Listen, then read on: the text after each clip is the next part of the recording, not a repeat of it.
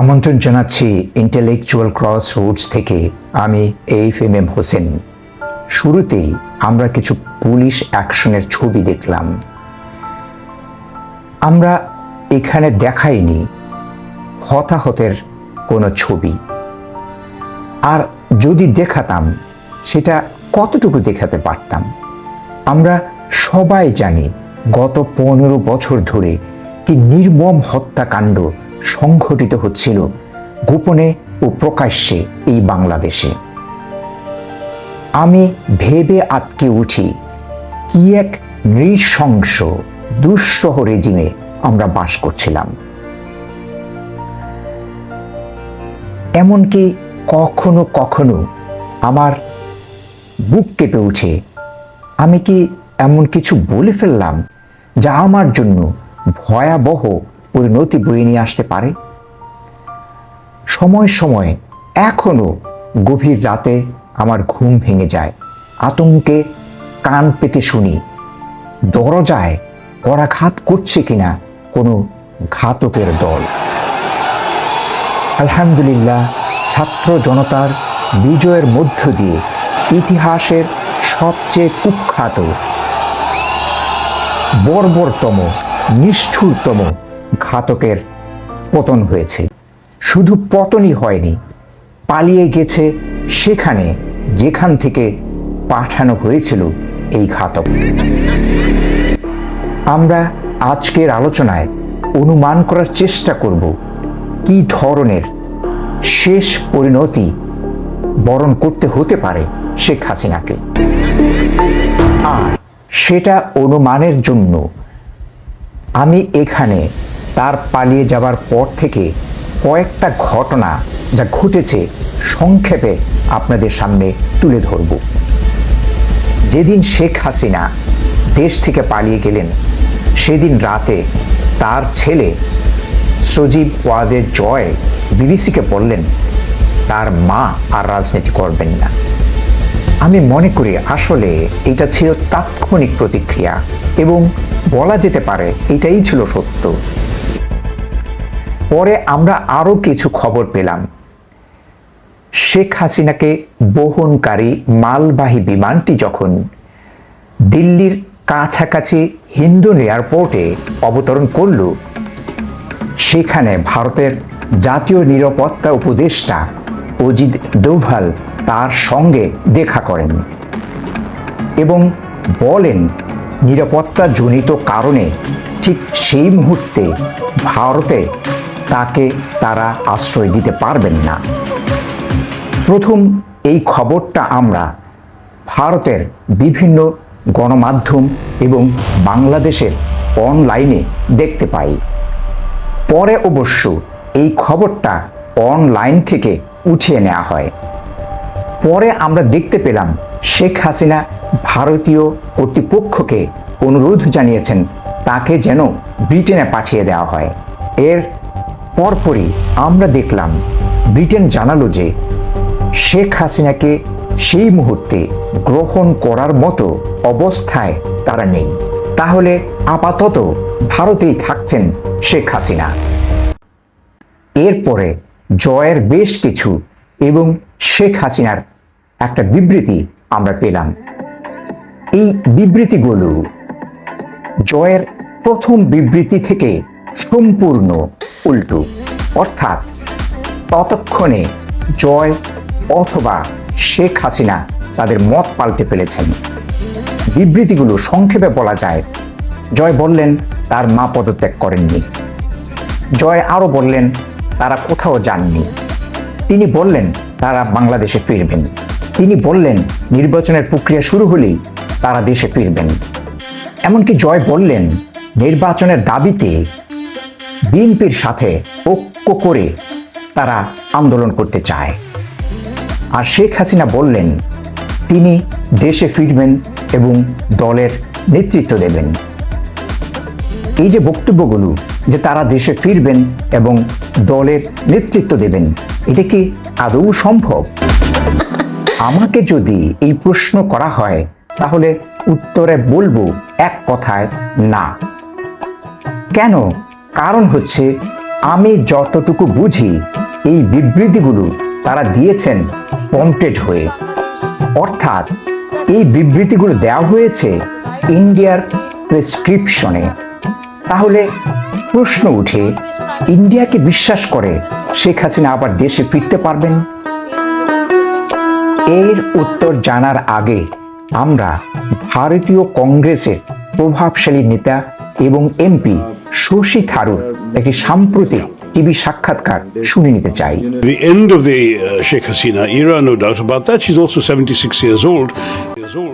আমি যদি বাংলা তর্জমা করি তাহলে কথাটা দাঁড়ায় এরকম, তিনি বলেন, এটা খুব স্পষ্ট শেখ হাসিনার যুগের সমাপ্তি ঘটেছে, এতে কোনো সন্দেহ নেই, আর তার বয়স এখন ৭৬। আমি মনে করি না যে দেশে প্রত্যাবাসনের জন্য শেখ হাসিনা ইন্ডিয়ায় বসে পরিকল্পনা করবেন। এইটা হবে বড় ধরনের বোকামি।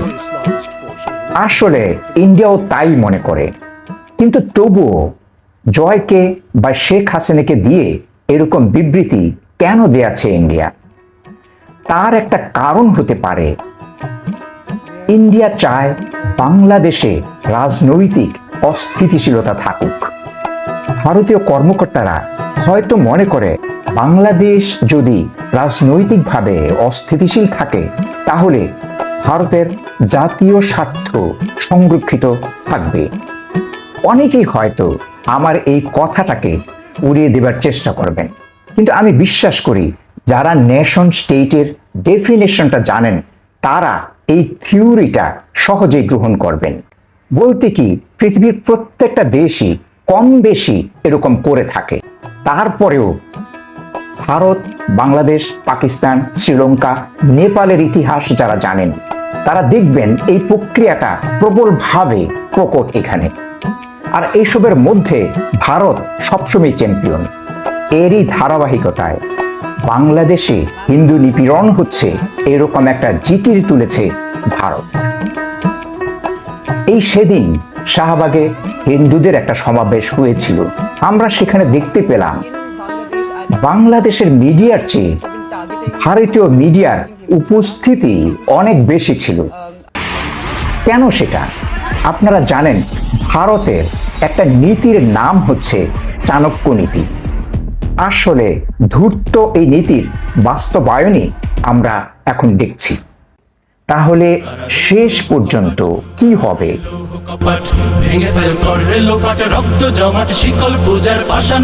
সহজ হিসেব, বাংলাদেশ এইভাবে থাকবে না। বাংলাদেশ সংগ্রামের মধ্য দিয়ে এ পর্যন্ত এসেছে।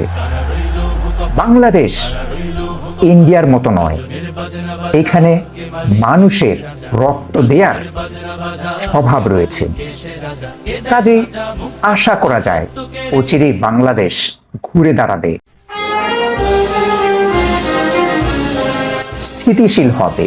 যখন বাংলাদেশ স্থিতিশীল হবে তখন ইন্ডিয়া সরকারের কাছে বাংলাদেশ সরকার শেখ হাসিনাকে ফেরত চাইবে। যেহেতু ইন্ডিয়ার সাথে বাংলাদেশের বন্দি বিনিময় চুক্তি রয়েছে, ইন্ডিয়াও হয়তো শেখ হাসিনাকে বাংলাদেশের কাছে হস্তান্তর করবে। তবে এইটা হতে পারে যে ইন্ডিয়া নিজের দেশের স্বার্থ সুরক্ষার জন্য কিছু শর্ত দিতে পারে। এই যে ইন্ডিয়া নিজের দেশের স্বার্থ দেখবে, এটা তার কোনো দোষের ব্যাপার নয়। পৃথিবীতে প্রত্যেকটি দেশ নিজের দেশের স্বার্থের সুরক্ষা চায়, কেবলমাত্র শেখ হাসিনার অধীনে বাংলাদেশ সেটি চায়নি। কাজে ইন্ডিয়া বলতে পারে, আমরা শেখ হাসিনাকে তোমাদের কাছে হস্তান্তর করব, কিন্তু আমাদের এই শর্তগুলো তোমরা মেনে নাও। একটা শর্ত এমন হতে পারে, এই যে তাদের ট্রেন বাংলাদেশের উপর দিয়ে যাবার কথা ছিল, এছাড়াও বাংলাদেশের সঙ্গে তাদের বিলিয়ন বিলিয়ন ডলার্সের বিজনেস রয়েছে। আর ভারতীয় সরকারের দেয়া তথ্য অনুসারে বাংলাদেশে 19,000 ইন্ডিয়ান ন্যাশনালস বিভিন্ন সেক্টরে জব করছেন। তাদের সিকিউরিটির ব্যাপার আছে, তাদের 7 সিস্টার্সের সিকিউরিটির ব্যাপার আছে। ইন্ডিয়া এগুলা সুরক্ষা চাইতে পারে, এটা দোষের কোনো কিছু না। আর বাংলাদেশ সরকার যদি সেই শর্তগুলো মেনে নিতে পারে তাহলে হয়তো ইন্ডিয়া শেখ হাসিনাকে হস্তান্তর করবে বাংলাদেশ সরকারের কাছে বিচারের জন্য। তাহলে কি দাঁড়াচ্ছে? শেখ হাসিনাকে এখন ইন্ডিয়া সরকার পোপ হিসেবে ব্যবহার করছে এবং শেষ পর্যন্ত শেখ হাসিনা ইন্ডিয়ার পোপ হিসেবে ব্যবহৃত হবেন। সত্যি বলতে কি, সারা জীবন শেখ হাসিনা ইন্ডিয়া দ্বারা ব্যবহৃত হয়েছেন, তবে সেটা ছিল রেসিপ্রোকাল। শেখ হাসিনা ইন্ডিয়ার স্বার্থ রক্ষা করার চেষ্টা করেছেন, আর তিনি ভাবছেন যে ইন্ডিয়া তার ক্ষমতার সুরক্ষা দেবে। হয়তো তারা দিয়েছেও, কিন্তু এখন হয়ে গেছে একপাক্ষিক। এখন ইন্ডিয়ার স্বার্থ দেখাটা শেখ হাসিনার ইচ্ছা অনিচ্ছার উপর নির্ভর করছে না, এটা কেবল ইন্ডিয়ার উপরে নির্ভর করছে।